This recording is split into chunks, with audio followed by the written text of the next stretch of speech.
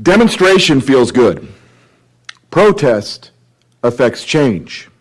And because protest is effective, protest is often frowned upon by authority. Now, we were just talking about some protests against Governor Youngkin's Don't Say Trans policy. Well, that policy, I believe, is politically motivated. It is weaponized transphobia. Why? Only 2% of students are transgender. Small, poorly understood groups are easy targets. Social wedges drive engagement. Trans bashing then becomes the new gay bashing.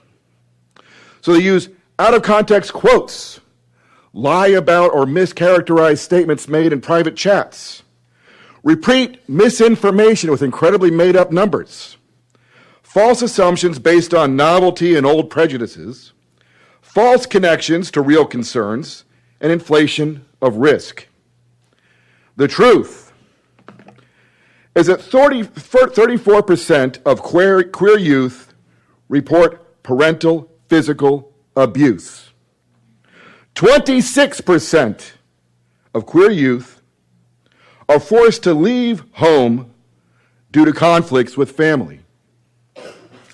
Up to 40% of youth who become homeless each year are queer.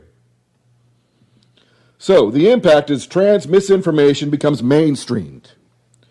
Trans students are outed in unsafe situations. Good educators get demonized. Anti-trans moral panic. There's that phrase again, don't panic. Policy based on misinformation and fear running counter to medical and psychological best practices.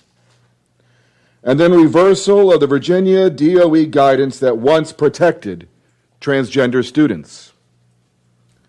Puts students in real danger. Now, a couple more things I do want to say. Woke today is politically correct yesterday. And Neil Gaiman once said that politically correct just means having respect for people. And the conversation gets real different when you start replacing the phrase woke with having respect for people. I am a woke individual. I believe in social justice, I believe in justice, and I believe that justice does not mean just us or just U.S. So when Youngkin's Don't Say Trans policy comes to you, remember you're a commonwealth. You have a choice. Do nothing.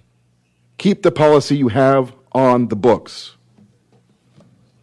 Thank you.